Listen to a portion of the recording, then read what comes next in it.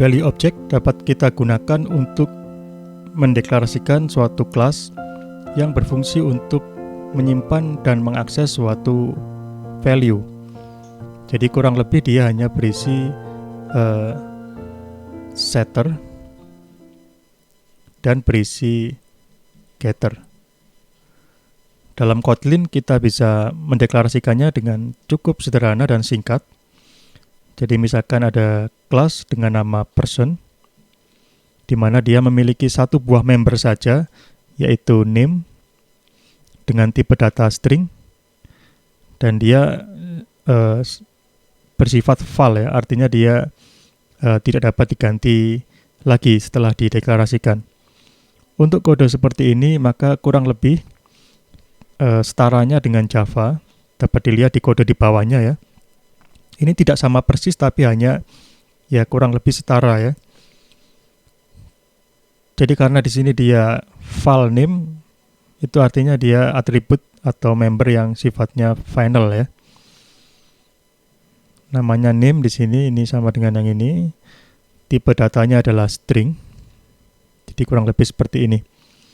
Karena dia final, maka biasanya akan kita inisialisasi pada saat proses instansiasi. Jadi ini proses inisialisasinya dengan atau pada konstruktor ya. This name sama dengan name. Kemudian karena dia sudah final, kita tidak perlu men-setting setternya lagi ya. Karena dia sudah tidak dapat kita ubah lagi. Sehingga di sini tidak ada setternya. Tapi yang ada hanya getter saja. Misalkan di sini getName. Jadi kalau dengan menggunakan Java, mungkin kita perlu mengetikkan beberapa baris kode, tapi dengan Kotlin kita bisa meringkas semua itu menjadi hanya satu baris saja. Berkaitan dengan class access modifier ya. Class access modifier, di sini ada 4 macam modifier yang berkaitan dengan class access. Yang pertama adalah final.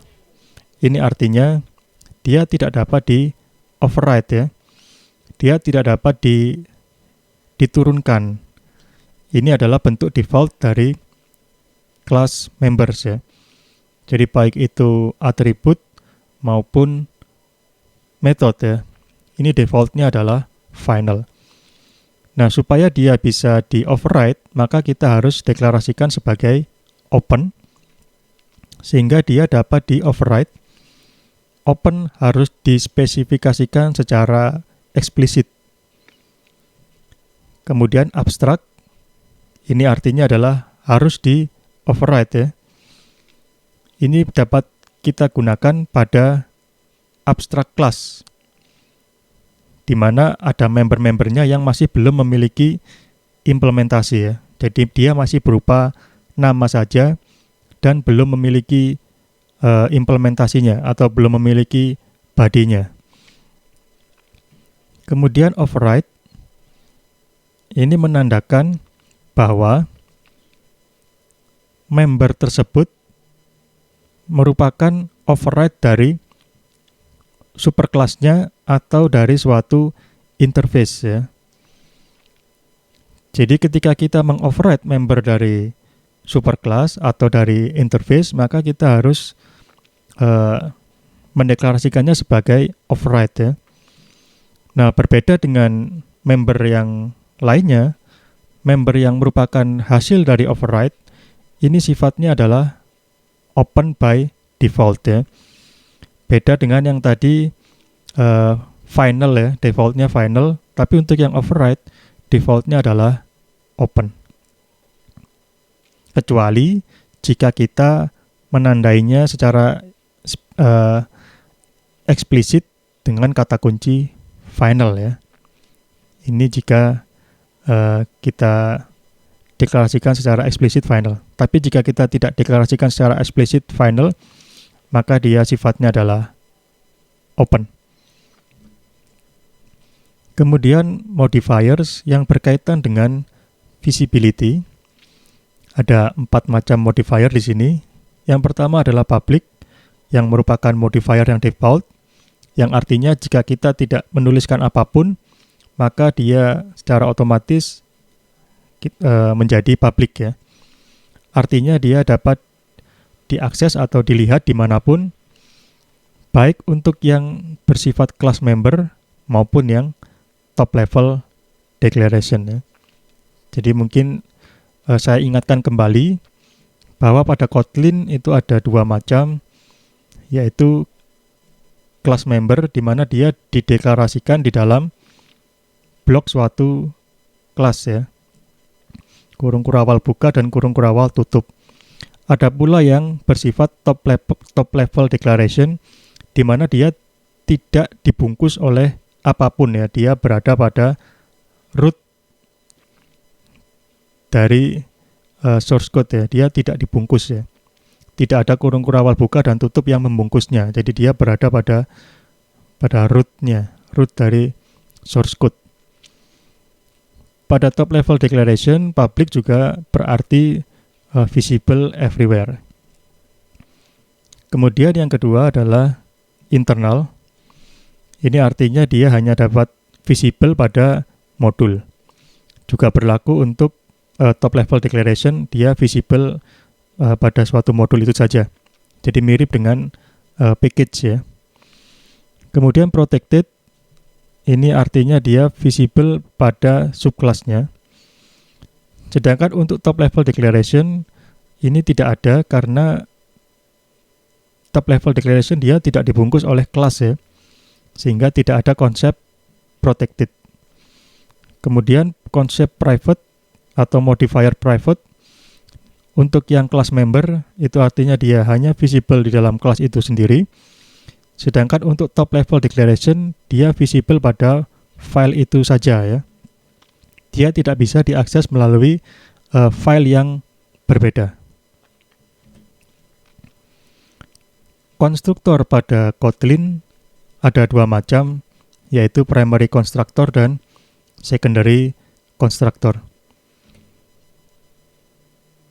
Primary constructor dapat kita lihat pada kode-kode ini, ada 3 macam kode, di mana semuanya adalah kode yang sama ya. Hanya saja ada yang ditulis secara lengkap, ada yang sudah disederhanakan, dan ada yang sudah paling sederhana ya. Jadi kita lihat dari yang bentuk yang paling lengkap terlebih dahulu. Di sini ada kelas dengan nama user, kemudian diikuti oleh kata kunci konstruktor. Jadi ini adalah kata kunci untuk mendefinisikan primary constructor. Jika kita perhatikan letaknya, kata kunci konstruktor diletakkan di luar blok dari kelas tersebut ya. Dia berada di luarnya. Kemudian setelah itu diikuti oleh parameter atau argumen. Di sini argumennya adalah underscore nickname dengan tipe string. Kemudian setelah itu masuk ke dalam blok body dari kelas. Ada member nickname val ya dengan tipe string. Kemudian ada blok yang namanya adalah init. Blok init ini akan selalu dieksekusi pada saat proses instansiasi dari kelas tersebut. Jadi ketika kelas tersebut diinstansiasi, di sini kita mendefinisikan nilai dari member nickname ya. Di mana nickname yang ini, yang merupakan member ini, kita assign dengan nilai dari parameter dari konstruktor underscore nickname ini. Nah, bentuk seperti ini cukup panjang ya, ada beberapa baris. Ini dapat kita sederhanakan.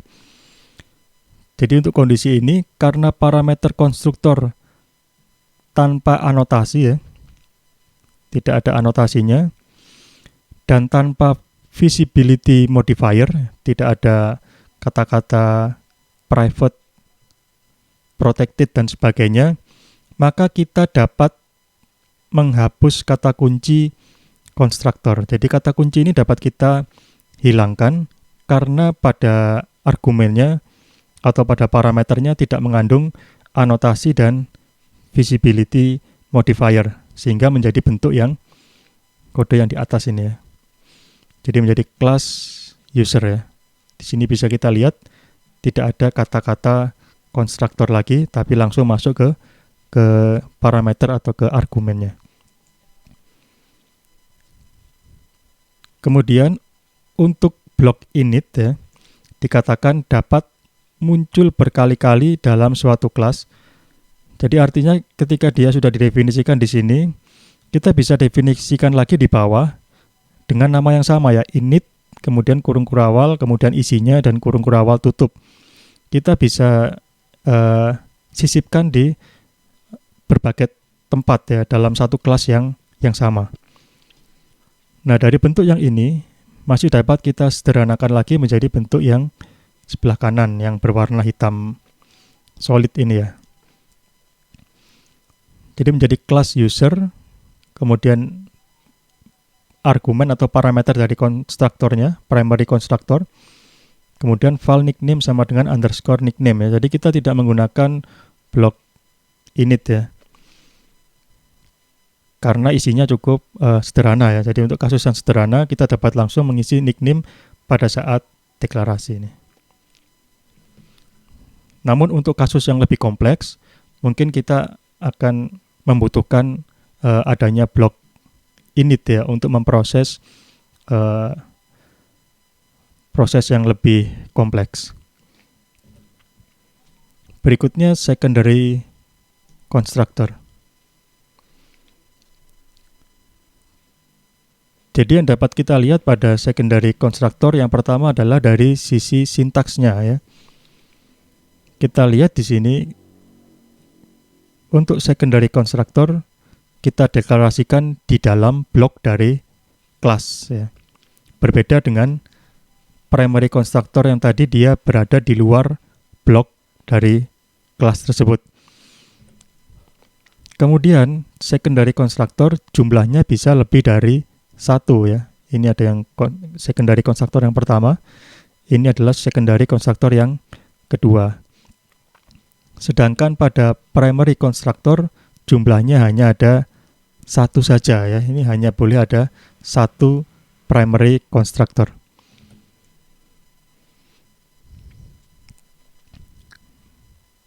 Di sini kita memiliki dua buah kelas, yaitu kelas view dan kelas button.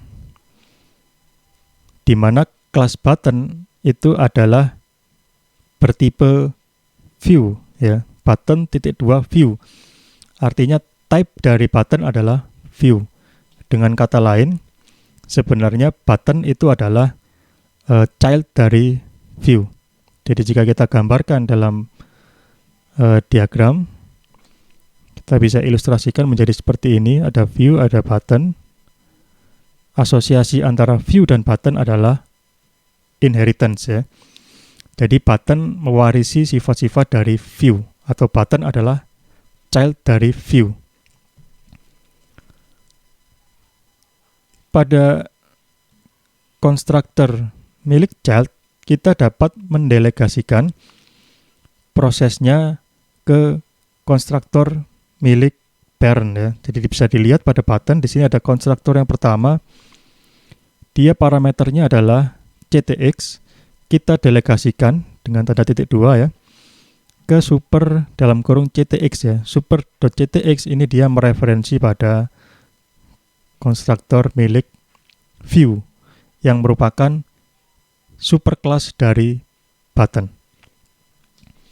Begitu pula untuk konstruktor yang kedua yang memiliki dua buah parameter ctx dan attr, ini juga bisa kita delegasikan kepada konstruktor milik parent-nya sesuai dengan atributnya ya.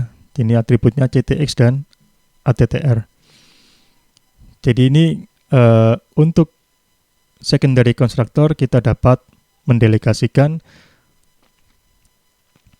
suatu konstruktor dari child ke konstruktor dari parent-nya.